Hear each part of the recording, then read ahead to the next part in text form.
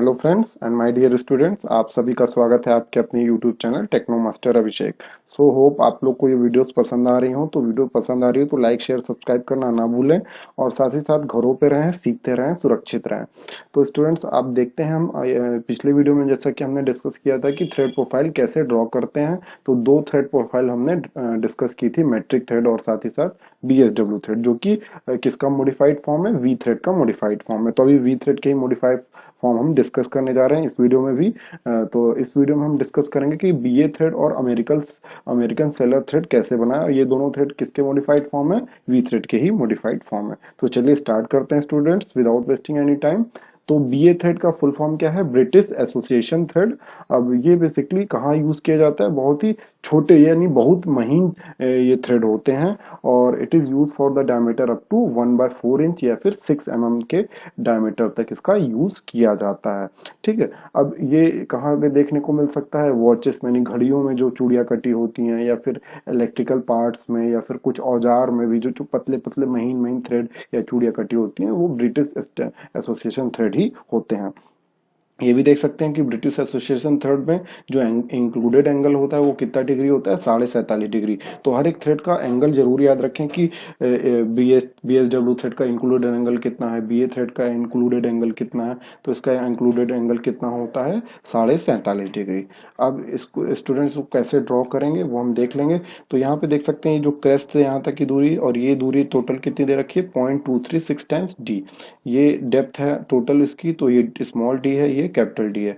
अब इसको कैसे कैलकुलेट करेंगे, तो ये तो डी टाइम्स है, तो डी के लिए आपको डी निकालना पड़ेगा। तो डी कैसे कैलकुलेट करेंगे, 1.136 टाइम्स पिच। तो पिच आप एज्यूम कर लें या फिर पिच आपके क्वेश्चन में दिया होगा, पिच 30, 40 या 50 ले सकते हैं। तो चलिए देखते हैं कैसे ड्रॉ करेंगे स्टूडेंट्स। आप ड्राइंग करने के बाद आपका व्यू ऐसा कुछ दिखाई देना चाहिए। तो चलिए देखते हैं, जैसा कि पिछले वीडियो में बताया था वैसे ही ड्रॉ करना है स्टूडेंट्स आपको। सबसे पहले आप एक सिंगल लाइन, स्ट्रेट लाइन ऐसे खींचेंगे, बिल्कुल फाइन पेंसिल से, 4H पेंसिल से खींचेंगे स्टूडेंट। इतना लाइन खींचने के बाद आप क्या करेंगे, फिर दूसरी एक लाइन खींचेंगे, वो कितनी दूरी पे होगी, डी दूरी पे होगी। और डी कैसे कैलकुलेट करेंगे, 1.136 टाइम्स पिच। तो 1.136 पिच कैलकुलेट करने के बाद यहाँ से आप इतनी दूरी पे आ जाएंगे, डी दूरी पे। फिर एक और लाइन खींचेंगे विदाउट लेंथ, लेंथ कुछ भी ले लें आप, ठीक है, थोड़ा सा लंबी लाइन से रखेंगे। फिर उसके बाद यहाँ से आप एक और स्ट्रेट लाइन खींचेंगे, इसको मिला देंगे। ठीक है, फिर उसके बाद आपको देख सकते हैं एक और लाइन बनानी है यहाँ पे और एक लाइन यहाँ पे बनानी है। तो उसके लिए क्या करेंगे, आप जितना 0.236 डी यहाँ पे हमें जो कैलकुलेट करना है 0.236 डी, तो 0.236 डी कैलकुलेटर से कैलकुलेट करेंगे। डी ऑलरेडी कैलकुलेट कर रखा, उसमें 0.236 से मल्टीप्लाई कर देंगे। मल्टीप्लाई करने के बाद स्टूडेंट्स यहाँ से हम कितनी दूरी पे आएंगे, इतनी दूरी पे आ जाएंगे 0.236 डी पे। ऊपर भी 0.236 दूरी पे आने के बाद फिर एक स्ट्रेट लाइन उतनी ही लंबी खींच देंगे, यहाँ पे भी खींच देंगे। तो बेसिकली 4 लाइन खींच गई और एक यहाँ पे हमने इसको मिला दिया था वर्टिकल लाइन से। ठीक है स्टूडेंट्स, अब क्या करेंगे हम, अब हमें वी बनाना है, जैसे कि हमने पिछले उसमें भी सीखा था।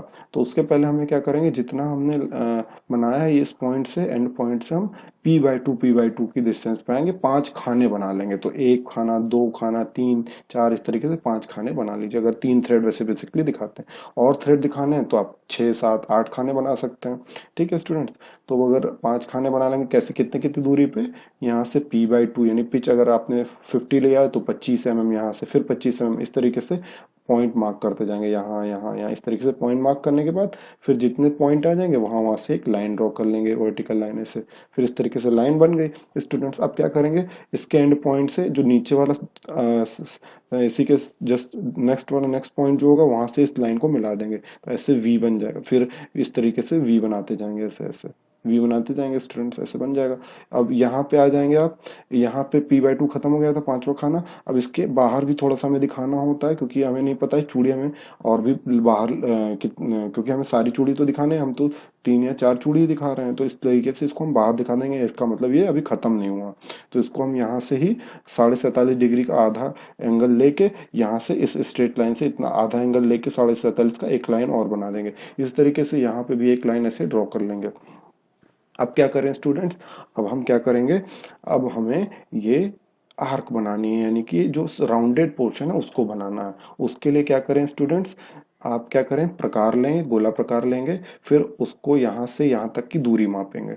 दूरी मापने के बाद जितना दूरी आएगा फिर उसको एक पॉइंट यहाँ रख के, फिर यहाँ दूसरा पॉइंट यहाँ पे रख के यहाँ पे एक पॉइंट लगा देंगे। पॉइंट लगाने के बाद क्या करें, उतना ही प्रकार खोले रहेंगे और इसको सेंटर मानते हुए, इसको केंद्र मानते हुए यहाँ पे एक आर्क लगा देंगे। ठीक है स्टूडेंट्स, ये डार्कन होगा। फिर उसके बाद इसी तरीके से यहाँ पे भी, क्योंकि सेम आर्क है, यहाँ पे भी डिस्टेंस सेम है, तो वही जितना आर्क आर्क खुला हुआ था उतना ही आर्क यहाँ से आप लेके पॉइंट मार्क करके फिर यहाँ इस पॉइंट, इसको केंद्र मानते हुए यहाँ आर्क लगा देंगे। इस तरीके से ये सेम प्रोसीजर यहाँ पे भी करेंगे, यहाँ पे भी करेंगे, यहाँ पे भी करेंगे।